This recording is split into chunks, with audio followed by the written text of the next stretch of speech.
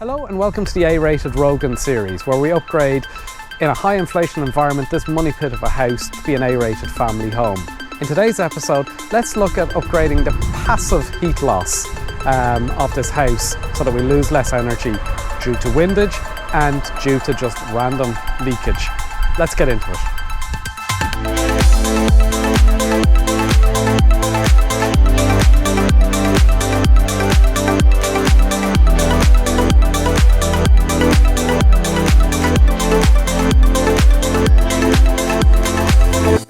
So in this upgrade journey, so far, we've actually had quite limited effect on the BER rating of the house. And this is common, and it comes back to the nature of how energy is used in the house and the measures that we've taken to actually address it. The SEAI in Ireland, they've done a very interesting little, this is a Chomsky chart, Kansky chart, whatever it is, to relate energy sources on the left to usage within the house on the right. And what I find quite interesting is lighting and appliances, it's a small proportion, and water heating, it's a small proportion in comparison to the big energy user in typical Irish homes, which is space heating. And they even say here 61% of all energy used in households was for space heating.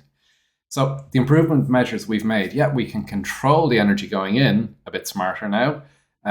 We can certainly control the energy going into the water heating a bit smarter now. And by putting in solar PV, we have addressed mainly the water heating and lighting and appliances, but we haven't dealt with the huge elephant in the room, which is space heating. So the reason we need space heating is you put energy into a house, heat, and it will dissipate over time. Even if you have a passive house, overnight it will lose heat. Very, very slowly, but it will lose heat. And then typical building stock, like my carbon footprint of a place, it loses heat very, very easily, very, very rapidly. And how it loses heat is in kind of two main ways. Just seeping out the walls and the floors and the ceiling, just by general kind of seepage. There's a warm space inside, there's a low space outside, so, thermal transfer will occur. And then the second one is air leakage, drafts, things like that. Number one, I'm going to address windows and doors for the main house. So at the moment, the old failed double glazing with leaky seals, they have to go. And I also want to insulate the ceiling of the upper floor to seal into the attic, and then plug whatever gaps we can find, which is just contributing to air leakage. The first one is, what is our kind of target? There are building regulations for this. So again, my favorite technical guidance document, Part L, it does give, in terms of insulation, what U values you should be targeting, which is quite helpful when you're doing a sanity check calc. And so, for example, when we're doing the ceiling insulation between the upper floor and the attic, it gives you an indication of what you should be targeting here. And this is Table 5, which is for a material change of use, an upgrade, a renovation of a house. For new builds, they have to achieve much tighter standards. And it also tells us for external doors, windows, roof lights, and curtain walling, what we need to achieve. And it gives a U value here of 1.4. For comparison, I suspect the existing windows are probably around a U value of 3. So quite a bit more inefficient. Okay, so in terms of finding just the general heat losses, I borrowed from a buddy of mine a thermal imaging camera. And if you have a buddy that has a thermal imaging camera, borrow it. They are very, very useful devices. If not, on Amazon, you can spend, I think, 200 or 300 euros on a module that clips onto your Android or your Apple device, and you can do it on your mobile phone. I had one a few years ago. They were excellent, but they're very useful devices just to get a sense of, are there any kind of uncontrolled energy losses? What I was mainly using it for was to look at where we're losing heat through the structure. So take, for example, this image here is of the front bay window for our downstairs sitting room. And you can see the wall here is relatively warmer. And by the way, you can switch on and off the what's an infrared image and what's not. So you can see here the wall is at a good heat. So heat rises inside a room, and it's pulling up at the top and it's heating up the structure. But you can see quite clearly that the aluminium frames of the windows are conducting heat through them. Quite peaky. Another thing to mention, there are training courses for using infrared cameras properly. I haven't done that, so this is all kind of make you up as go alongy. And when looking at glazing, the fact that that looks cold, which is what you want when you're looking from the outside in, you shouldn't draw too much inference from it, because you really need to put something black on it that can conduct infrared light. And if we go on, I think I have a few images. Okay, so this is an image taken from the inside of the same window. So this is in the sitting room looking out. Yeah. And you can see that the wall structure has heated up and it's maintaining its heat. It's a good thermal mass, these big cavity block walls. But you can see that the surface of the window is cold in comparison to what's adjacent. And that'll lead to things like if we had high humidity at 14 degrees, 13 degrees, you'll get condensation forming on it, mold, all the rest of it. It's clear to see where the problem is. And I think I've got a good image later of the rear of the house. It's this one. And it's showing just the aluminium frames of the doors and windows just whacking heat out in comparison with the surroundings. So that's thermal imaging done, and I think the scope is quite clear. We want windows to a contemporary standard. We want to improve insulation, looking up at the ceilings. We want to address any air gaps. Let's go ahead and scope up the insulation for the ceiling, for the attic, and also the windows.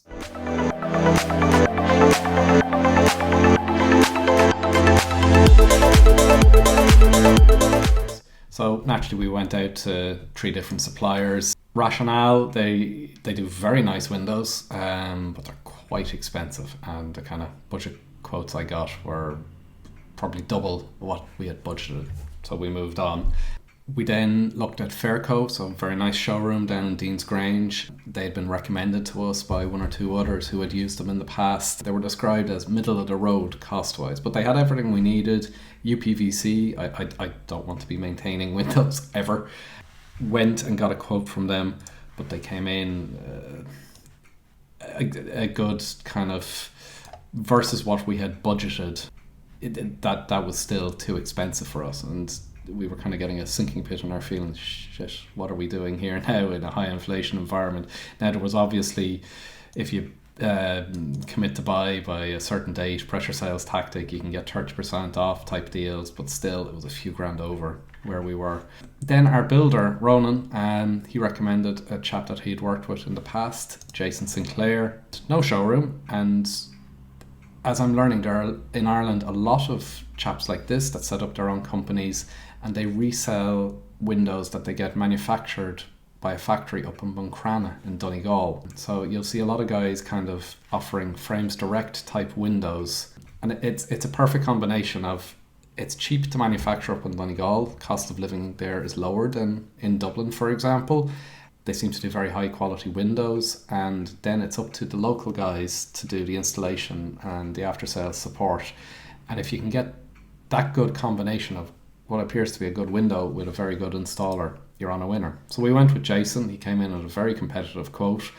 One thing I will say is, when you're getting windows, you do need to get the requisite certification, and state it at the time of purchase that you want the certification that will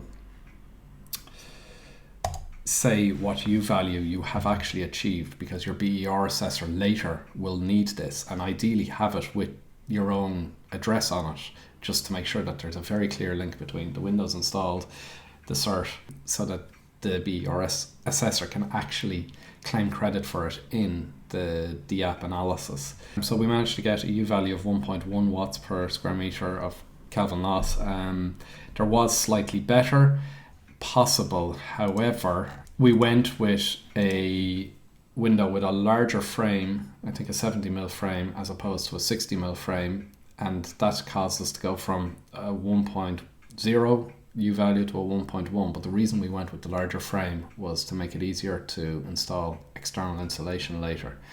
because what we want to do is we want to be able to just wrap the external insulation straight onto the window frame. We don't want to have to get into the messy rebate business of chopping away external insulation. So it's important to kind of work out those details in advance. And as a note, when choosing your window configuration, obviously, there are stylistic choices, there are maintenance choices, there's what fits with the rest of the street, what looks good on the house. From an energy perspective, one of the guidances is, you want to limit the U value to limit the heat transfer, but also you want to limit the openings so that you don't have seals that might fail over time, causing air leakage. I would suggest just take a critical eye at how many windows do you truly need to open. You'll see when we get into the build that one of the large bay windows in our downstairs sitting room is actually not openable at all. It's just glazing. So bear in mind, what do you truly need to be openable or not? Are you going to be using mechanical heat recovery ventilation on a normal basis? And bear in mind technical guidance document B of the Irish building regs, and I think on page 29 if I recall, they say basically in upstairs bedrooms you need to have it openable. Elsewhere there's discussion in one of the other technical guidance documents about for bathrooms and for kitchens they're recommending openable windows unless you have mechanical extract. So just have a good critical look at which ones truly need to be openable or not, because you might get some energy savings there as well by having just glazing. So those were the windows. With the attic, there were kind of two things I wanted to look at. There was the insulation situation, and to try and understand my configuration, we have this is the floor plan of the attic. We have a storage floor, so it's not a full-on floor, but it's a storage floor. And it's in the center here, so obviously there's reduced height in that space. And then around the eaves, there's plenty of height. You can put whatever you want. I initially did the calculations to get basically 150 mil of solid PIR everywhere, this type of stuff. But that came in, I was quite shocked, over $2,000 just to buy the materials alone. And it was actually, you know what, this just isn't a runner. So I reworked the design so that we would only need solid insulation under the attic storage floor where height is a restriction, and then we could go with rollout rock wool type insulation everywhere else, and that came in at a much more reasonable, about €1,700 for the attic. So for the floored section we have joists running forward back, so I got 100 mil insulation to go in between those, and then 200 mil to run longitudinally perpendicular to the other insulation. And that's a very common detail with rock wool type insulation, to just do a crisscross. It just helps with sealing it all up. So yeah, you work out all of your various different U values. So for the rest of attic area with the rock wool, got better than building regs, 0.148. For the floored section, I had hoped to get 150 mil here, but just buildability wise it just wasn't going to work. So there's 100 mil in on top of the existing, I would guesstimate 35 mil rock wool that's there already. So I'm saying a combined U value of 0.22. I'd say it's a little bit better than that, and if you average it with the 0.148, I'd say we're close, if not achieving the buildings reg of 0.16. And something of vital importance here when thinking about your future BER assessment. BER assessors, they can look at and they can see exposed insulation, and they can do their own calculations of depth and things like that.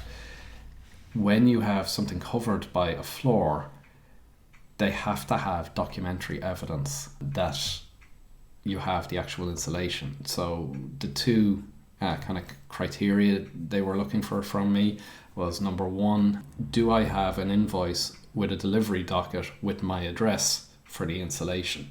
Because there's huge, for want of a better description, shenanigans where people are claiming grants and claiming there's more insulation than there in fact is. And also something from the builder that installed it, if you didn't install it yourself, to state that yes, they installed this product in this area, in this house.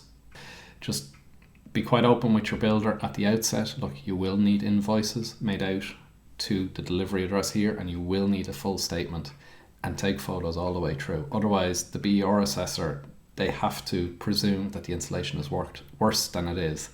Okay, so that was the attic insulation. Then we moved on to the attic hatch. A lot of heat gets lost through the attic hatch for number one, it not being an insulated thing, and number two, not being airtight. Because remember, you want to have a seal, an airtight seal between the habited space and the attic up above.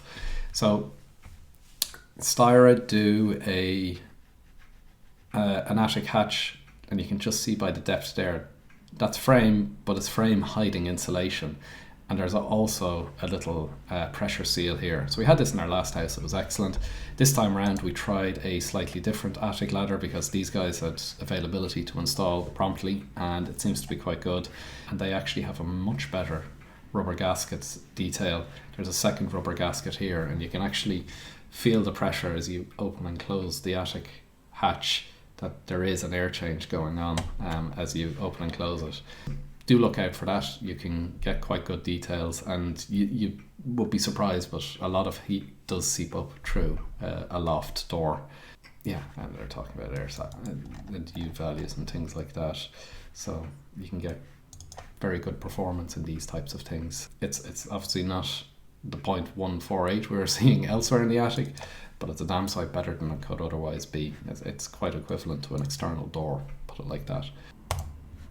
Yeah, so this is just the loft insulation. So a combination of two of these overlapping each other to make up the total. And then for everything else, we just hit with expanding foam. Just slow down air movement, and I would highly recommend, instead of buying the disposable single-use stuff that you see in your local DIY store, spend the €75, get a box of 4 of these expanding foams that come with the special gun, and then you can just keep reusing the standard gun. It's much better, you can switch it on and off. You don't have to use all of the expanding foam in one hit. So that's pretty much what we've ordered up. Let's see how we get on with the installation.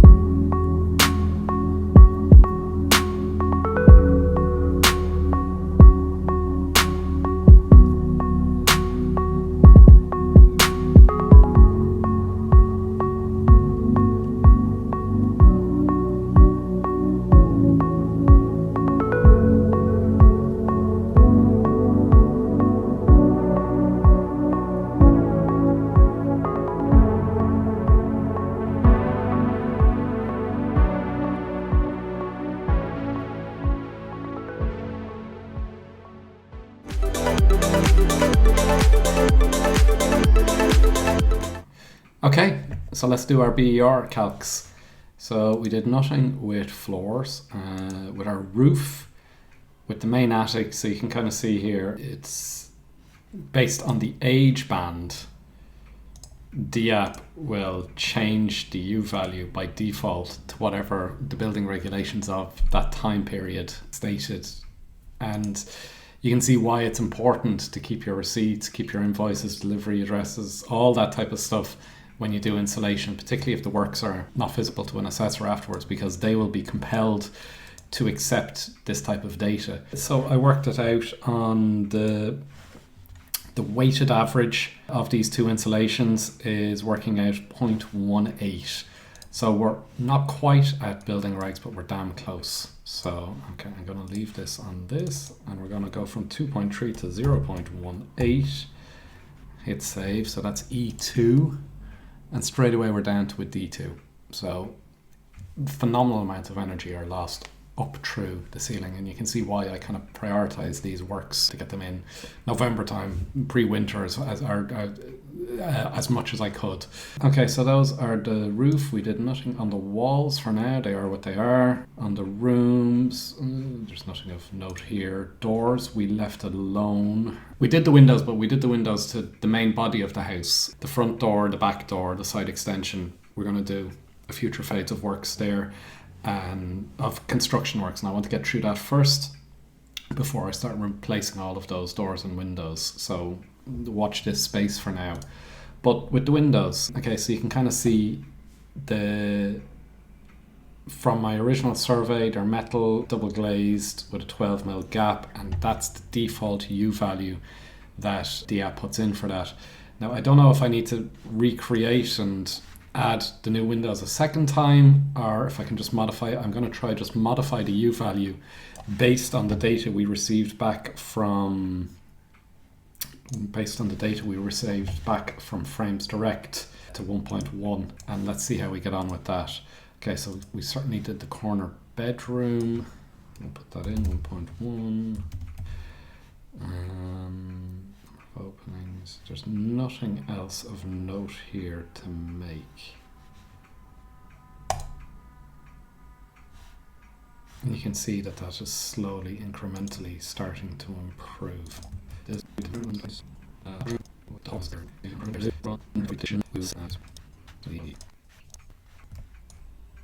There we are. So we went, I think, from 297 kilowatt hours per square meter per year down to 283 with the windows.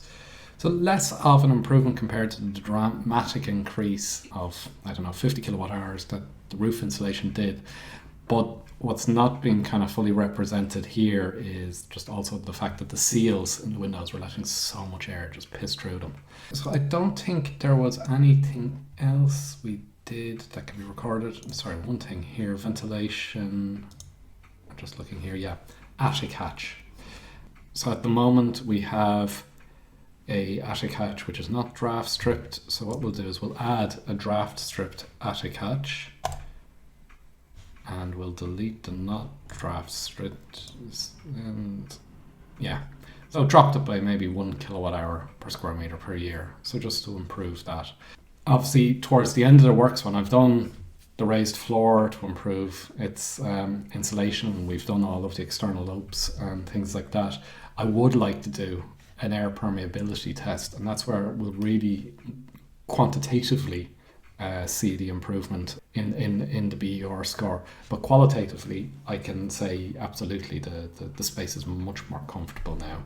In terms of the progress to date in the A-rated Rogan series, I'm starting to express just in the left y-axis the energy performance, so that's the kilowatt hours per meter squared per year of each measure, and on the right y-axis I'm expressing the cost it took to get to each one.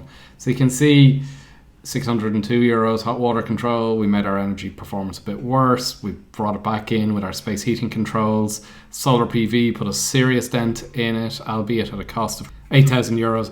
Attic insulation, for the relatively paltry sum in comparison, dramatically improved down to 300, so a total of 47 of an improvement. And then the windows for 10,750 for most of the house, not all of the house, had a relatively minor impact. So it just kind of gives grounds of reference for where you get the most bang for your buck when you're performing upgrades. So Thank you very much for watching. If you have any comments or queries, or if you're going on a similar journey, please comment below and I'll try to get back to you. And the plan for the next episode, it's a toss-up between bathroom renovation and the cool things I did with water heating and water distribution there, or mechanical heat recovery ventilation. So stay tuned anyway, and I look forward to speaking to you again. Thanks, goodbye.